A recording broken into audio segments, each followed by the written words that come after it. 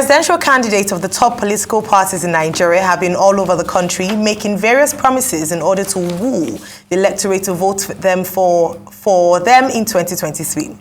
President Muhammadu Buhari over the weekend assessed the readiness of the ruling All Progressives Congress for the 2023 general election with a call on members of the party to close ranks ahead of the polls billed for the first quarter of next year. Speaking while receiving Katsina State APC governorship candidate Dr. Dikko Rada and his running mate Farouk Lawal Jobe at his Daura residence, the president urged members of the party to unite and cooperate as a prerequisite for victory in the coming elections. This is coming as the presidential election of the APC. Senator Bola Tinubu has returned to Nigeria from London, the United Kingdom, where he addressed the Chatham House on his presidential ambition. Joining us on the show this morning as we discuss the APC's readiness and campaign activities so far is Osita Okechukwu, an All Progressives Congress chieftain and Director General, Voice of Nigeria. Welcome to the morning show. Good morning, Mr. Okechukwu. Thank you for joining us. Well, over the weekend, a group led by Professor Yusuf, Mahdi Shehu, and Ladan Saliu issued a statement saying that Northerners should not vote for Asiwaju Bola Ahmed Tinubu. And they went straight ahead to endorse the presidential candidate of the People's Democratic Party. And their argument is that the APC has not done well in 8 years, and it's not good to reward a party that has not done well. Second, they said it's not good for somebody running a Muslim ticket to take over. And more importantly, they accuse your candidate of being incompetent and battling with health issues. Well, I mean, people can make their own choice, but what do you say in response? But they say the candidate of the PDP has pedigree and has very strong experience in managing the economy, having been part of the Obasanjo economic team as vice president. Thank you very much, veteran Ruby and incisive Rufai and our sister Ayo. On your question, for God's sake, what do you expect those my compatriots to be saying when they are not members of the APC? What they said is not a surprise to some of us. That the North, they are still talking about the North. While majority of the Northerners are saying that there is a rotation convention, that after President Muhammadu Buhari, that the power should shift to the South. So that after the 8 or 4 years in the South, that it should come back to the North for fairness, equity, and justice. So if somebody do not talk of justice and equity, which Atiku himself knows, His Excellency Abubakar Atiku is an experienced and veteran politician. He knows that in 2018, his fellowship and membership of the People's Democratic Party in their own wisdom at Porakot, all these Southerners, not that they are not qualified. Even Governor Wike that hosted them, they hosted the PDP convention in Porakot, and no Southerner picked the ticket to aspire to become presidential candidate then, because they said it's the turn of the North. In 2014, for instance, His Excellency Atiku Abubakar joined the other patriots in leaving the PDP arena on the same count that there is a zoning convention, a covenant for fairness, justice, and peace of our good country, the country of Nigeria. Atiku bolted with the 5 governors of the PDP and joined us in APC, which enhanced our victory. And luckily for the APC, 5 governors had also seen the reason that His Excellency Atiku had joined to be good for the country.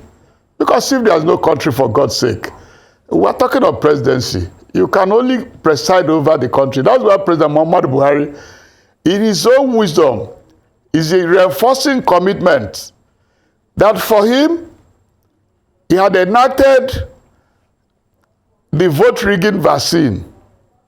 And the Northerners I know, if you ask my friend, the chairman of APC Governors Forum, Atiku, His Excellency Atiku Bagudo of Kebbi State, will he say because he's from Kebbi State that Atiku is his friend, he will jettison the fairness?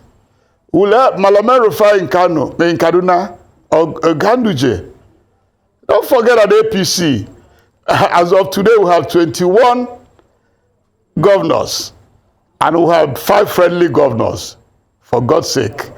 If we are talking of one man, one vote, and going by the vote rigging vaccine, where the sovereignty, President Muhammad Buhari had taken the sovereignty back to the country, I do not blame those who are saying, okay, the North should vote. Atiku even said so himself, though he regretted that that was an overstatement, an overreach for a statesman of his stature with a cover by his side as in a ticket telling the not to vote for Yoruba and not to vote for Igbo.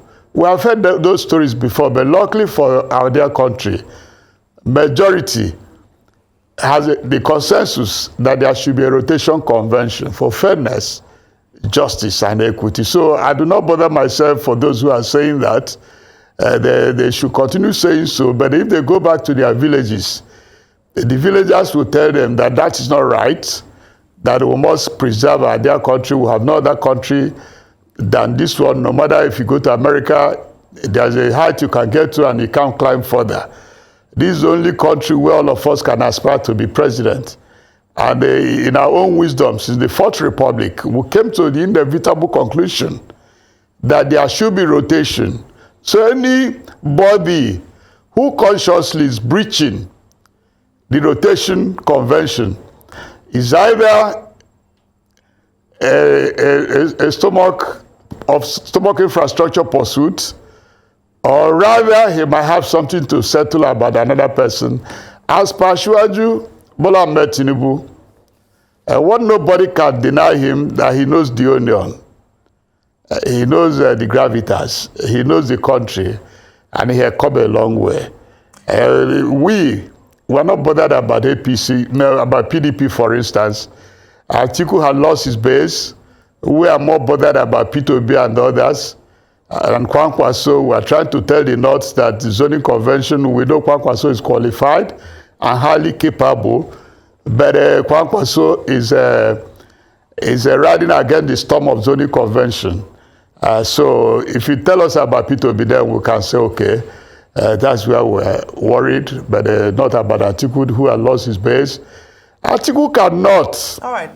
I challenge those who are saying so. He cannot harvest the Buharis 12 million votes. Okay. He can't. He doesn't have the Buhari vote bank. Mr. Okechukwu, it's great to hear you say that the APC is admitting that Peter Obi, Labour Party's Peter Obi, is a contender, because some of your surrogates in the past have said that he wouldn't, in fact, your presidential candidate said that he wouldn't mention his name because he doesn't see him as a competition. That aside, let's talk about internal wranglings within the APC, since you said that they would say that because they are members of the opposition party, which is the PDP. Only recently, we had the Northern APC leaders come out to say that they were not going to support the APC presidential candidate, Asiwaju Bola Ahmed Tinubu. Instead, the Babache Lawal camp, who is the former secretary to the Federation, government of the Federation, said that he was going to pitch his tent with Mr. Peter Obi, whilst Honorable Yakubu Dogara says that former House of Reps Speaker has said that he's going to pitch his camp with Atiku Abubakar. Put that side by side with the president saying that the strong point for the APC to win at next year's election is unity. What do you say about these internal wranglings? And then do you think it would open up more for other such wranglings in the future within the APC? My sister Ayo, presidential campaign or any electoral campaign is the feast of democracy. In any feast, you might see people dancing And the drummers as well had to have different tones. The dancers had to have different tones. But I'm saying, if you cast your mind before we went to the primaries in June, the APC Northern Governors collectively issued a statement that we are qualified to contest, but we have looked at it, that President Muhammadu Buhari is coming from our side, and it will be unfair if we contest. And I have not heard any of those governors. I've been with some of them. I've been to KB the other day, and I was there when the leader of the APC Governors Forum, His Excellency Atiku was having a meeting with some of the APC governors. I didn't even hear about whispers that any of them is saying they will support Tinubu. So for those who look towards Dubai, that His Excellency Atiku Abubakar just returned from Dubai, and that there might be some stomach infrastructure of food that is ready. I do not blame them. Everybody needs to take care of his family. It depends on how you decide that. For Dogara attended a meeting of Northern Christians. And he didn't win the day. I agree that he can go to Atiku, but he knows his constituency in Bauchi. He cannot pick a vote for Atiku in that side of the country. So that's why I told you that if we have any challenger, it is P2B. It's not about His Excellency Atiku Abubakar. Atiku Abubakar cannot eat his cake and have it. He was in an interview yesterday. He said he doesn't know Boko Haram. He said he deleted Deborah's tweet because he did not authorize the tweet. So after he had looked into the tweet, was he wrong to condemn the mother of Deborah? An undergraduate that is trying to find his future, studying economics, a future mother, a future wife, her life was nipped in the bud. Has he studied the tweet? He went to Kaduna, told a very brilliant northern sophisticated, one of the most sophisticated group in the country, don't vote Yoruba, don't vote Igbo. So we're not challenged by Atiku in the list. It's not our headache. We know him, he knows us. All right. Mr. Osita Okechukwu, let's stay on the issues. These are the issues. Number one, a lot of people say your party is disgruntled. That look at what happened in Nasarawa, that one of the leaders of your party was stripped naked. That's a show. Can you hear me? Mr. Okechukwu, can you hear me, sir? Okay, we'll come back after this quick break. We'll be right back.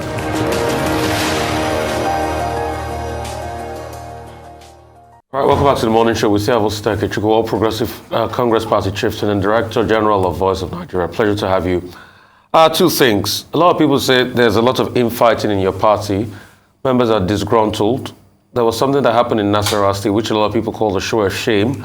A top leader in your party was stripped naked. What is going on? Secondly, and this is most importantly, in 2015, running up to the elections, your party campaign, the APC campaign, promised Nigerians 3 million jobs every year.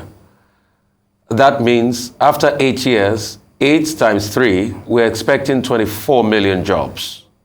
Where are those 24 million jobs? And you juxtapose that with the fact that the last time the National Bureau of Statistics released report, Q4 2020, says we have 33% unemployment rate. Do you know what that means? I'll tell you what it means.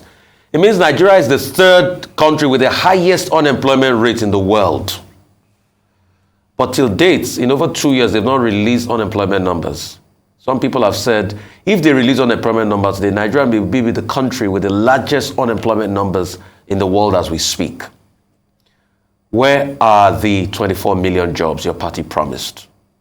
What happened in Nasarawa State? 2 questions, sir. Thank you very much.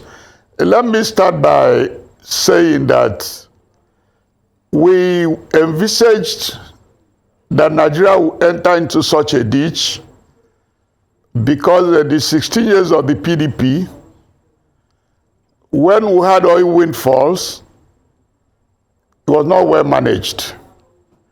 Then we cast our mind to the 1986 Structural Adjustment Program, and where veteran academics, Professor Nzimiro, Bodo Numade, Bala Usman and others, Patrick Wilmot, they warned us. And that was when Mr. President came to power, on November 2015, he launched the Anchor Borrowers Program, a farming program that took government support back to the peasants, or what they call small-scale farmers. Yes, along the line, the insecurity had thwarted all we committed, but we still achieved. And on the security that thwarted our program, what did we do? We went back to look for sophisticated ammunition. And my brother, who said it takes a long time for America to approve, or even to any country in the world, and those equipment were not bought in shells. What happened? Luckily, because of the diplomatics of Mr. President, we were granted support. It took some 2 or 3 or 4 years for them to arrive, like the Super Tucano jets and the helicopters and other equipment I cannot mention here. Have we improved on the fight against insecurity? We have. It's not a one-day matter. If we are given an opportunity, with what we have on the ground, immediately you could demolish insecurity. You return back the people to the land, and first and foremost, as Mr. President promised, then Nigerians will produce what they eat. And nobody, I've gone through all the manifestos, both out of His Excellency Atiku Abubakar, a man I have great respect for, both out of P2B. There's nothing you will do except what we have done. You will start with we will continue the Anchor Borrowers Program.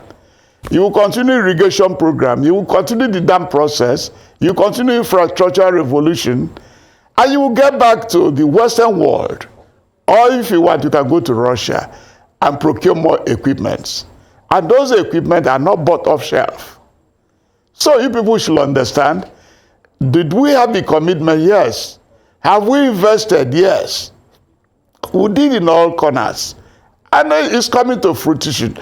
If you lay a foundation, nobody in the fullness of time will deny the fact that President Muhammadu Buhari had not laid foundation in agricultural revolution, had not laid foundation in infrastructure, had not laid foundation in protecting the country security-wise.